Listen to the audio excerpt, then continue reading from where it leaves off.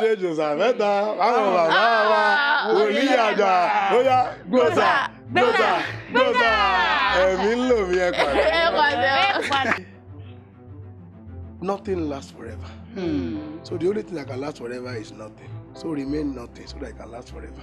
Ẹni tó pèrè ẹ̀ ní aláwàdà àbí comedian or anything àbí ẹni tó ń ṣe iṣẹ́ ó yẹ kó náà a máa sọ pé ẹni yẹn jẹ́ professional nígbà tó bá mọrú iṣẹ́ tó yẹ kó ṣe láwọn àwùjọ tó bá pè sí. Àwọn àwàdà kan náà wà ní Bíbélì tó jẹ́ pé ayékànjọ relate mọ́ ni wípé ká sọ pé wọ́n ní obìnrin oníṣun ẹ̀jẹ̀ fún àpẹẹrẹ ní ìsìn o tó wá fẹ́ fọwọ́ kan ṣètì aṣọ Jésù o wípé tó wáyé pé ayé ìsìn ni àbí for example àwọn ibi tí a máa lọ́wọ́ ní Israel ká sọ pé àwọn ibi tí a máa lọ́wọ́ ní Israel yẹn for example ibi tí Elijah àti Elisha that's in Jordan tó ti yọ so ká sọ pé irú Ìbàdàn yìí ló wà àwọn ọmọ onílẹ̀ òní jẹ́ agbádùn wọn ní jẹ́ débẹ̀ àbí kí wọ́n máa tẹ̀ ní pé o lè rí Jésù o lè rí Jésù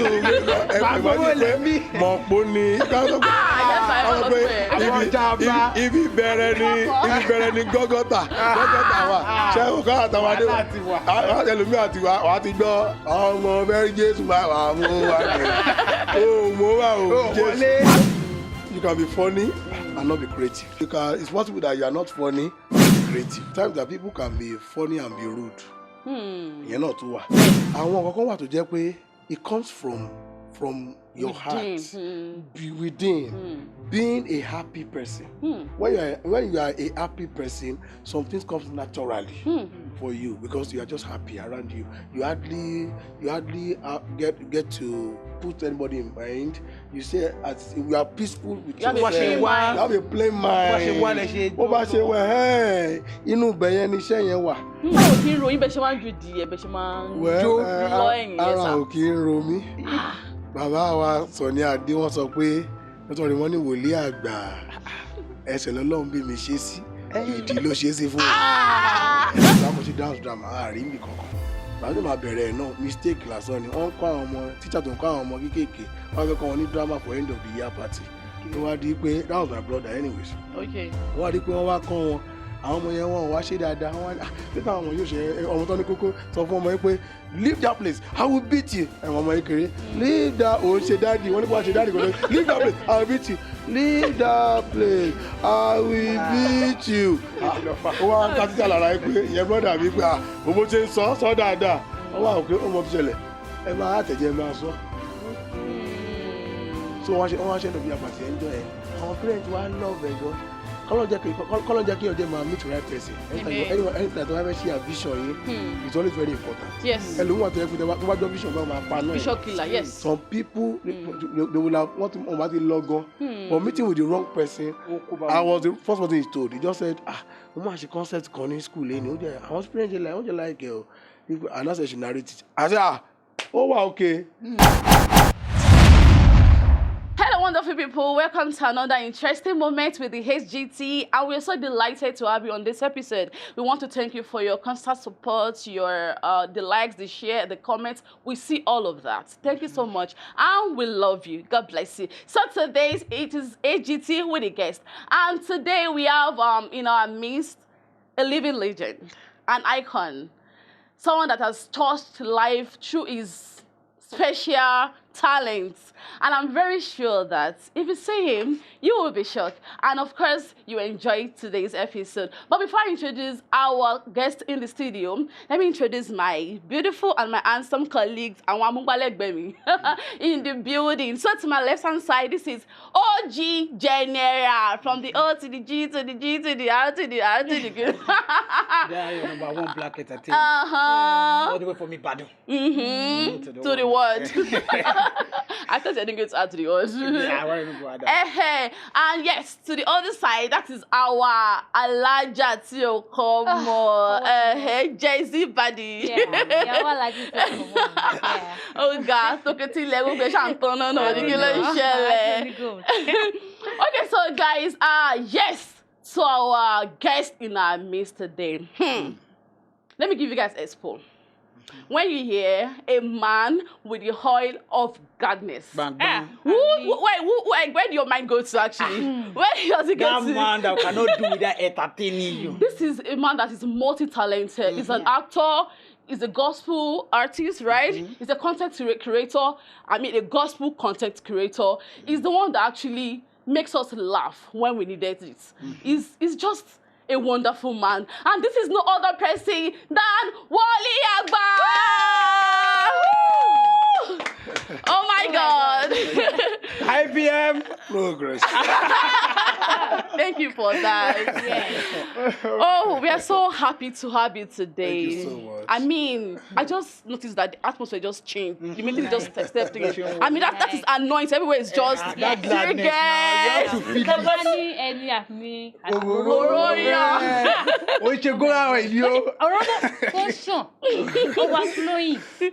So, guys, so before we proceed, I want to commend you for always looking good, because there hasn't been a time that actually makes him or see him on screen and he's not. Always. Even with his that tutana, that one I used to shake bumbo. He's always looking fang. I would say you look good in person. That one? Oh, really? Yeah, actually, Yes. yes. You look good in person. Like, I look bad on camera. I said more than. You say you look good in person. In person, more than on camera. More than on camera, I look good. No, it's not on camera, yeah. Like, you look good like. Officer on here. God like with the garments and everything. Okay. And you look God like. Okay. But in person, Okay. you look Gorgeous. everything. Like, I don't even know. Beautiful. Handsome. Handsome, everything. And also smell nice. Yes. If you come and share, I'll see you.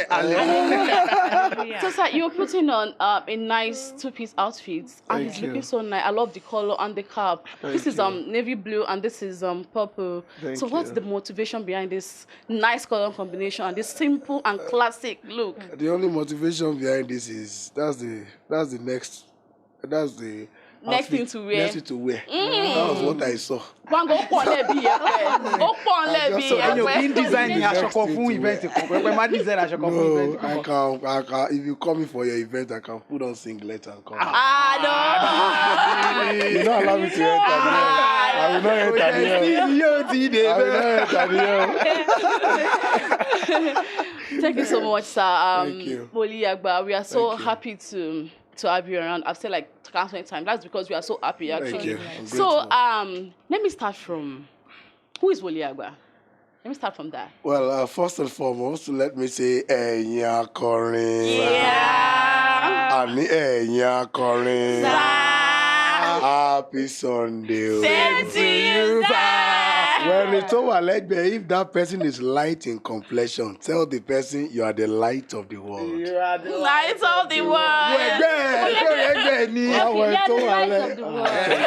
Ọlọ́run yọ yín. Àwọn tó wà lẹ́gbẹ̀ẹ́, if that person is dark in complexion, tell that person, let there be light. Let there be light. Let them be like.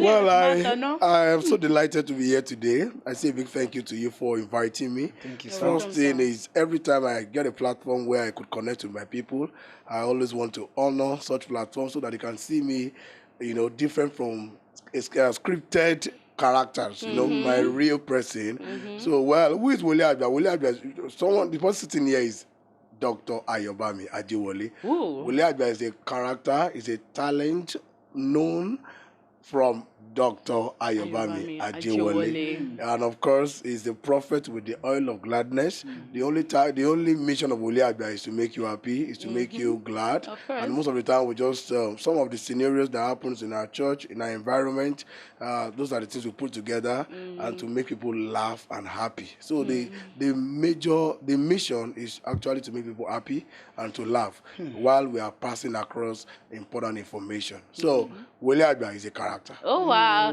But actually, well, you've said everything. But actually, I would say something concerning that Woli Agba is a character, because I know Woli Agba is a character, but behind that name too, there's another Woli. So there's another Woli. So we have Woli. Yeah. So yeah, actually, already said actually, people have been saying that you want a church in Ibadan. Is it true? That you are a true prophet of God? It's like, how come I say you go? Woli di one marry no say So is it true? Well, what all I'll say is God has blessed us with a lot of talent, and He said to some give 2 talents, to some 3 talents, to some 5, a lot like that. So about each of these talents, the only place people get to miss it is they don't know the time. Each of our talent has a fullness of time that it's going to manifest. Okay. So well, if you say you have a church, well, my dad had a church when he was alive. So all I just had to do is to continue the church, just at least, so that one month we want for more resile. Amen. So my dad is the owner of the church, but then I know as a good child, blessed with talent and grace, why not? Let's use this for God. But yeah, your dad was the owner of the church, and that doesn't dispute the fact that you are still a man of God. But maybe I can feel it actually. You can feel it. Ambiance here changed. The atmosphere changed. Ruby Oka. Mind Ori and Angel to one bay. Mind Ori. Angele Magbowale. Salam alaikum. What is happening here? Okay, sir. So how do you combine your true life Woli, being a pastor, true life, and Woli that we see that dances, that plays. So how do you? So why are you going towards being a true life Woli? I've not had to answer all of these questions on any platform before. So why are you going towards being a true life Woli? Well, I think many times I've had to apologize to my church members, and I don't just tell them that don't mind me. I know it's a lot to defend me outside and say, yeah, you sure this person is the one that prays for me? And you say, this one, don't shock him. Don't shock him.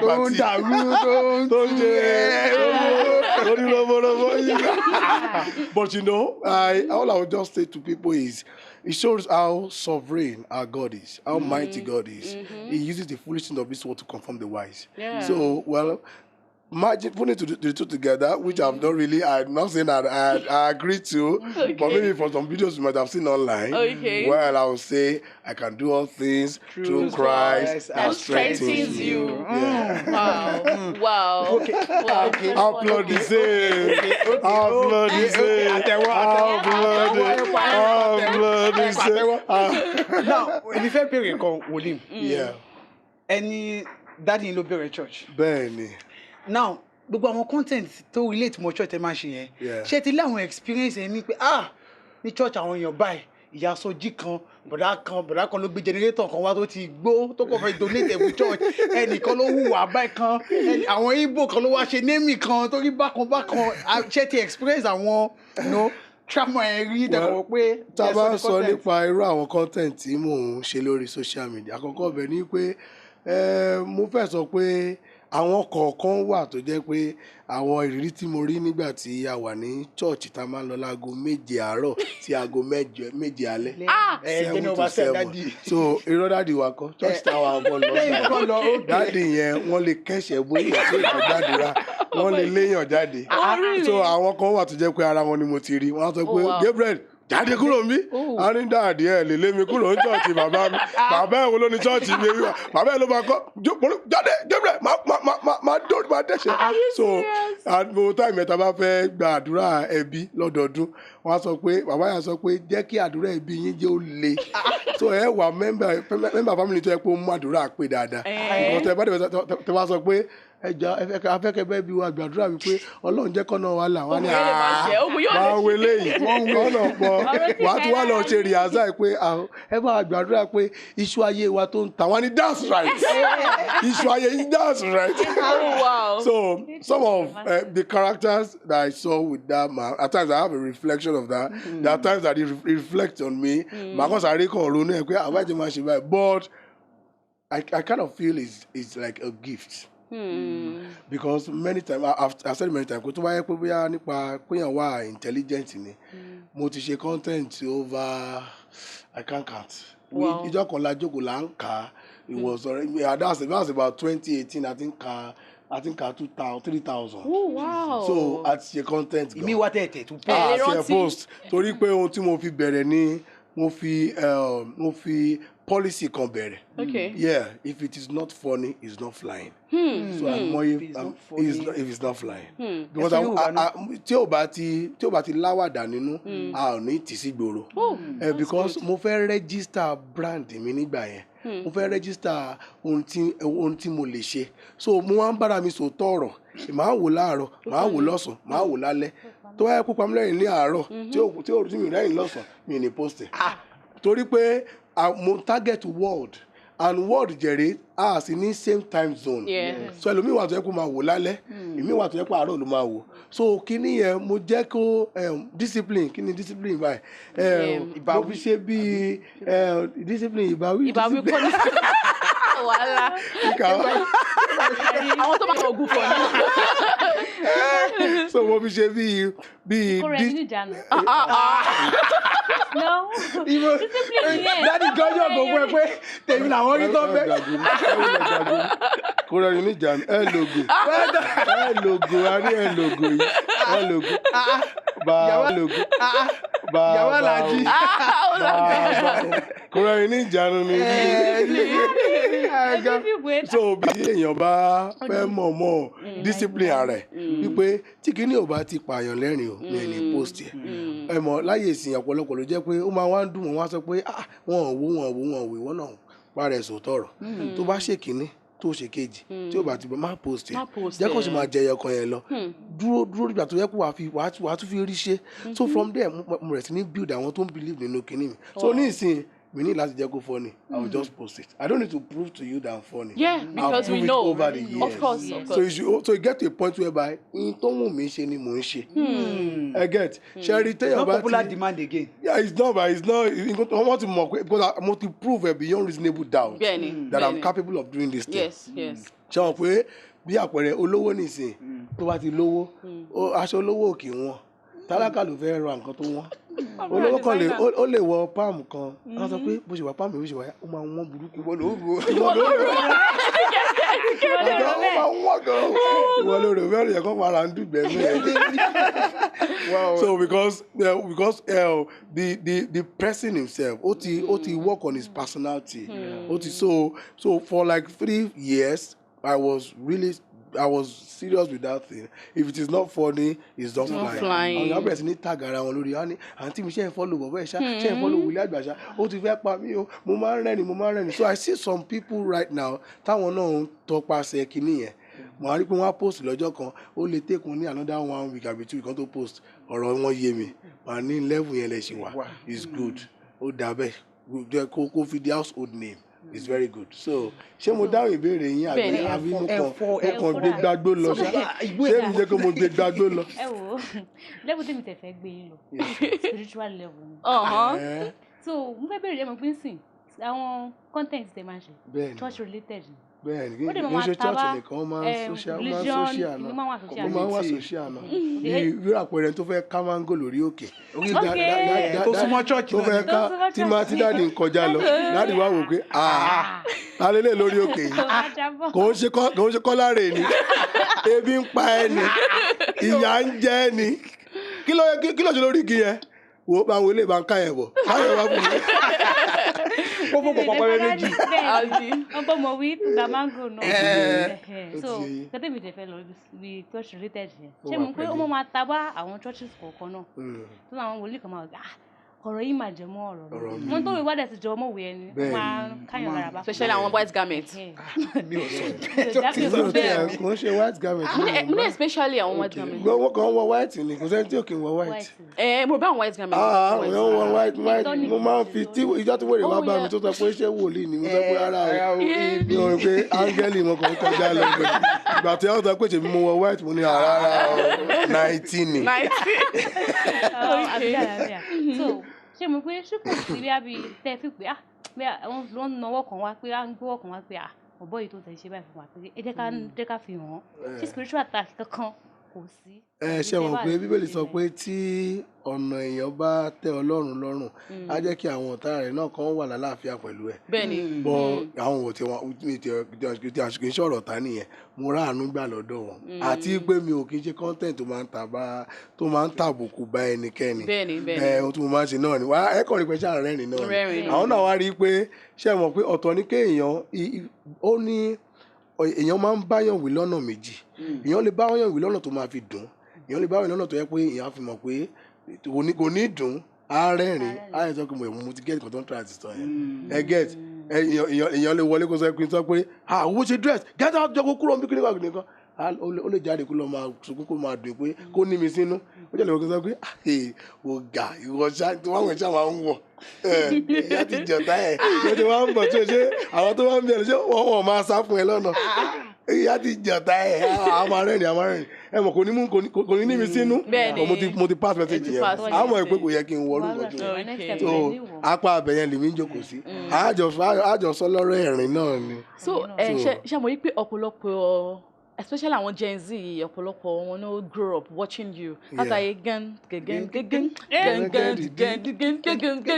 ó ring lórí mi burúkú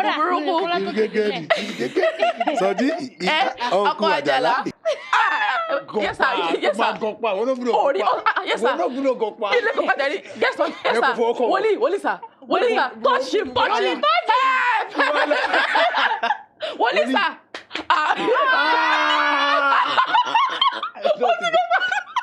Woli sir Woli ẹjọ Oji Messi go. Ẹ̀rù ti bá mi sá. Èyí ló pè mí.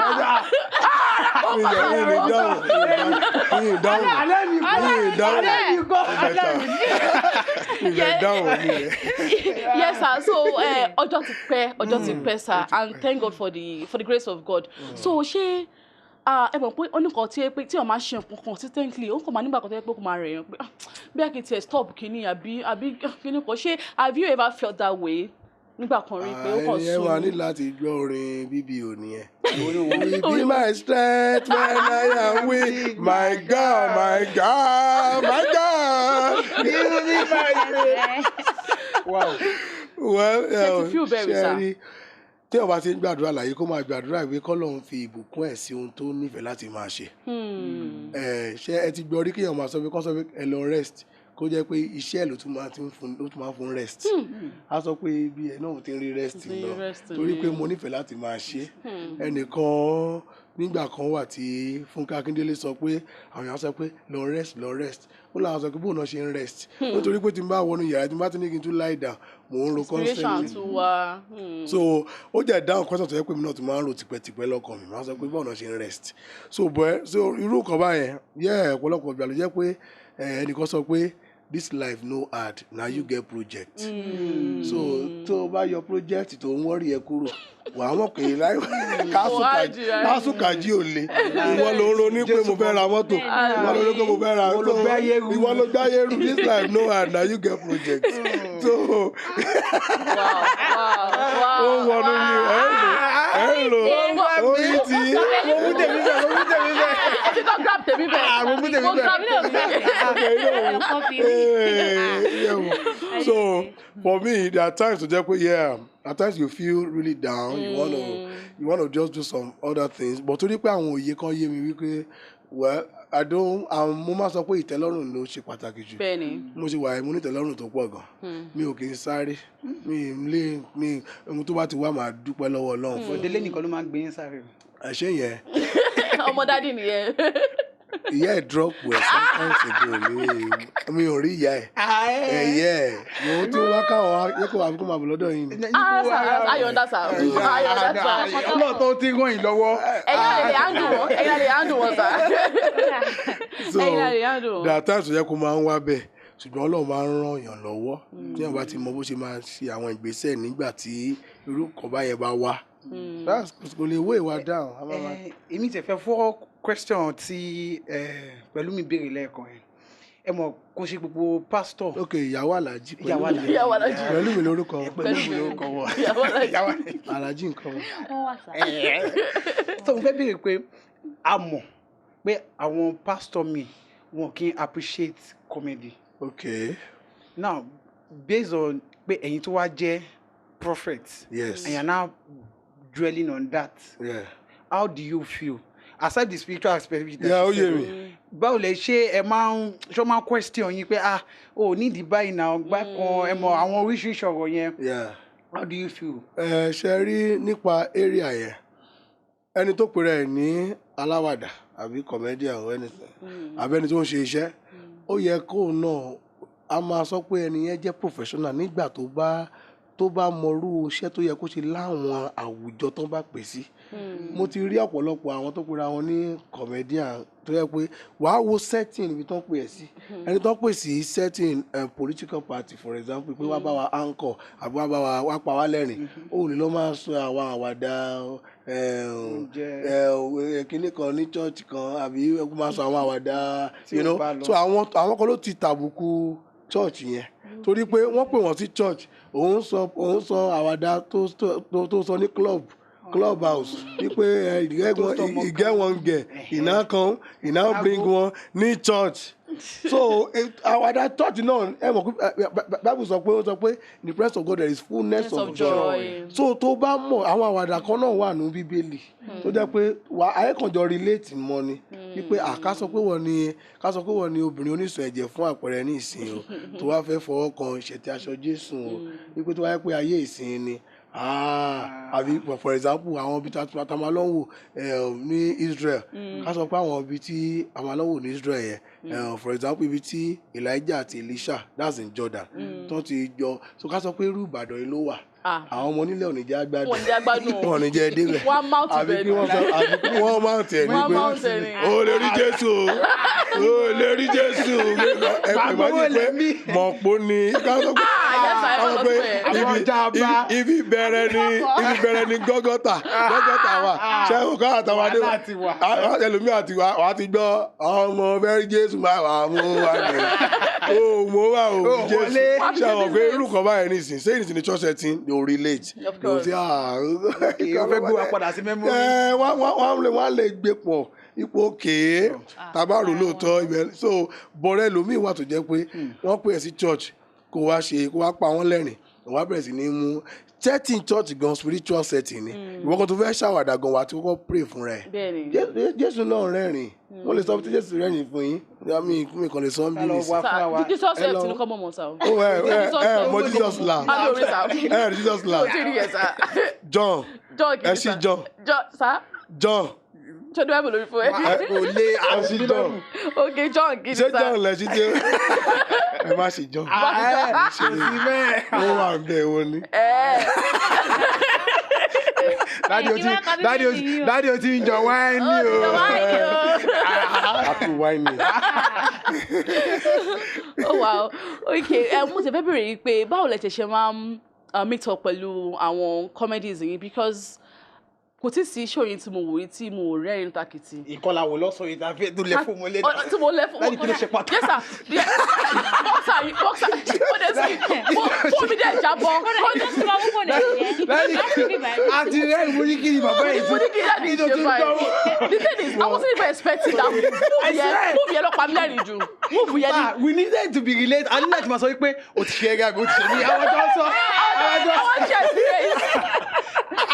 kí ló gbé ilé ìwé ẹ gan-an. I share experience so naturally because from what I've seen now.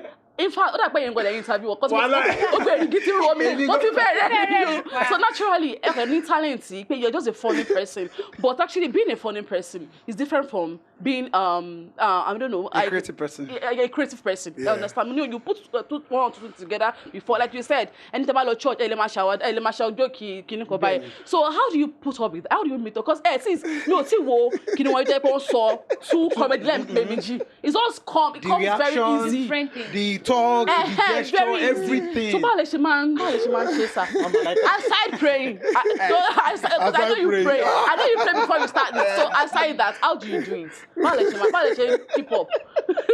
Dídò tó sẹ́kọ̀ ẹ̀wò yẹn ti parí. Ẹ̀yin tó pa ìlànà yìí. Kọ́ sí ẹ̀rí pé ìjọba shoot video yẹn gan, àwọn tí òbí kọ́kọ́ já dànù. Kó gbọ́dọ̀ ṣẹlẹ̀ níbi ẹ̀. Wòlíì kí lè lé ìbá. wá ṣe ìwá ṣe di wọ́n ń lọ ni yóò lọ ní tòótọ́ ni. wọ́n ṣe mọ̀ wí kálukú ẹ̀ lè relate because tó ti ṣẹ̀yìn náà rí ó lè bọ́ a. ó lè bọ́ a. méjì sọ́gbọ́ ó lè bọ́ a. ó lè a. ṣé o bá sáìsì ni. àbí ọ̀rẹ́ mi náà. jẹ́ kí dáàdi sọ̀rọ̀.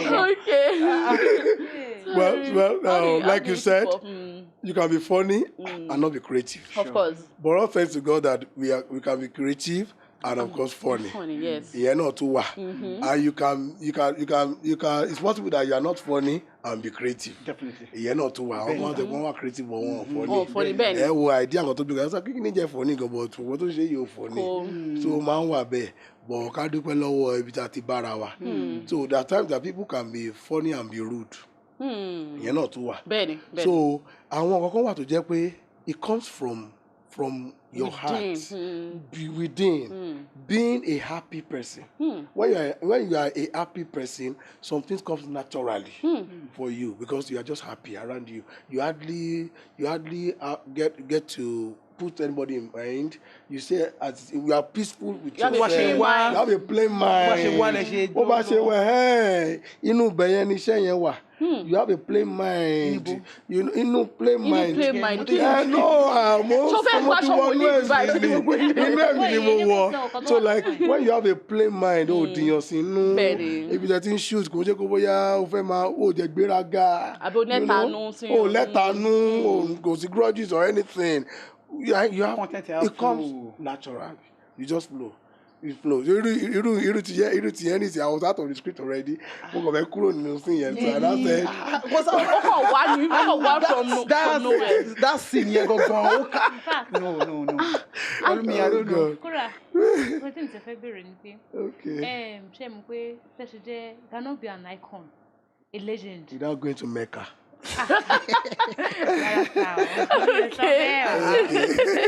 So wọ́n tún fẹ́ sọ ni pé.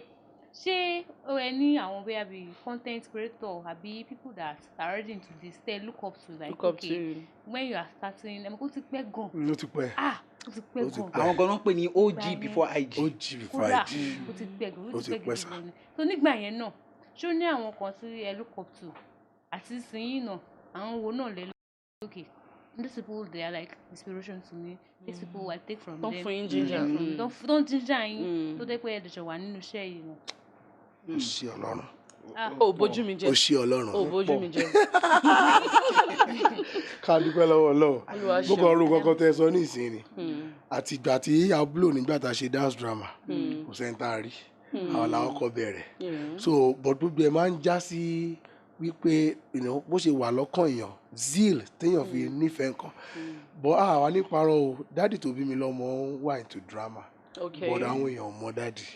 Very funny man.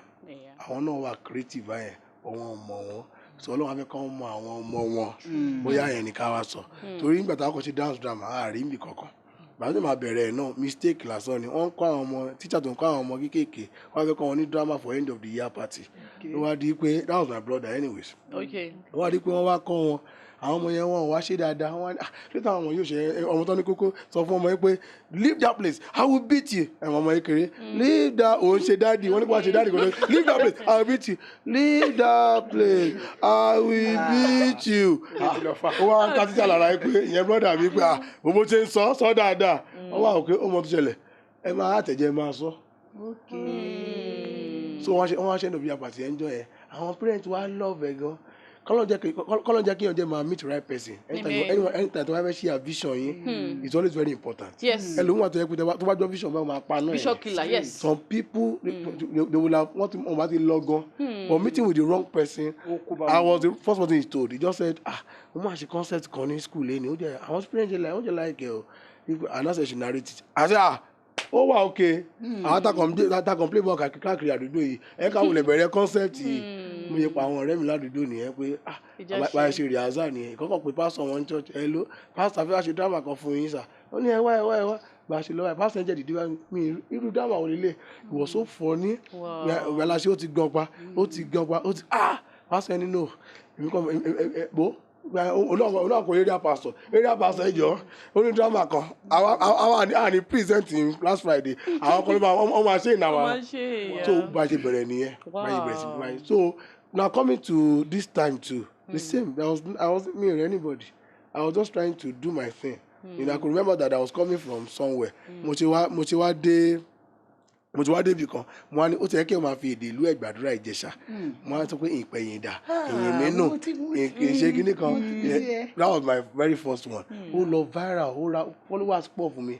now the second time mo wá ṣe kíní yẹn in my Ìjẹ̀ṣà dialect that's why I said if it is not funny it should not fly mo ṣe wo kíní yẹn wá rò pé ilé ìtìfẹ́ tó aṣèlú pé mi ìgbẹ́jọ́ ìṣà dáadáa mo ya kọ́ọ̀tẹ̀ mo wá tún lọ ń wá nǹkan mi mo ṣe lọ wọ white nìyẹn ìbẹ̀rẹ̀ sí ní fi orin àwọn ọmọ yìí mo bá fi mú prayer point jáde ńbẹ̀ bí ọmọ abúlé ṣòwò ọmọ kò lè yé wọn bómi ṣe wọnú àgbọn wàá sọ fún Olúwa bí ó ṣe yára yé bómi ṣe wọnú àgbọn má jẹ́ kí àṣírí ògo mi tú fáráyé mo wá bẹ̀rẹ̀ sí ní ṣe one funny like that until I invited Dele and every other person and see where we have come today so I wasn't looking up to anybody but for